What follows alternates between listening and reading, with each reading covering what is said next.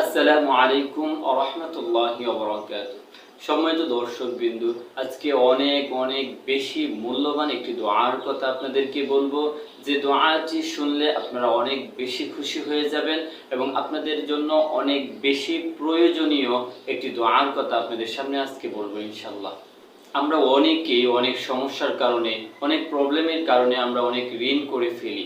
তারপর কোনো একটা সময় গিয়ে আমাদের ঋণের বোঝা এতটা বেশি হয় যেটা আমরা সহ্য করতে পারি না। আজকে এমন একটি দোয়ার কথা আপনাদেরকে বলবো, যে দোয়াটি করতে পারলে আল্লাহ রাব্বুল আলামিন আপনার সকল ঋণ পরিশোধ করার ব্যবস্থা করে দিবে ইনশাআল্লাহ।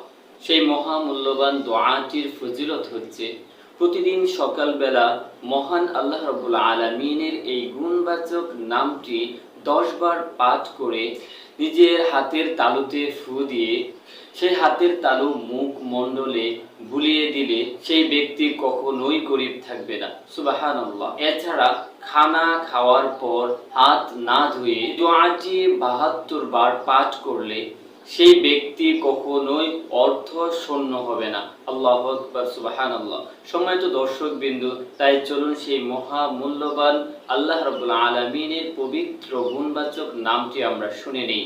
সেই নামটি বলার আগে আপনাদের সকলের কাছে অনুরোধ করব, আমার এই ছোট্ট চ্যানেলটিকে সাবস্ক্রাইব, লাইক, কমেন্ট এবং শেয়ার করে দিবেন, যেন এই মহামূল্যবান দোয়াগুলো আপনি এবং আপনার আশেপাশে যারা আছে সকলেই যেন পেয়ে যায়।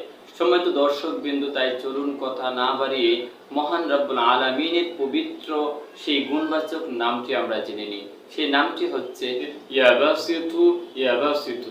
আল্লাহ রাব্বুল আলামিন আমাদের সকলকেই এই আমলটি করার তৌফিক দান করুক এবং সকলকে ঋণ পরিশোধ করার তৌফিক দান করুক এবং ঋণ থেকে আল্লাহ রাব্বুল আলামিন আমাদের সকলকে হেফাজত করুক। এই বলে শেষ করছি। আসসালামু আলাইকুম ওয়া রাহমাতুল্লাহি ওয়া বারাকাতুহু।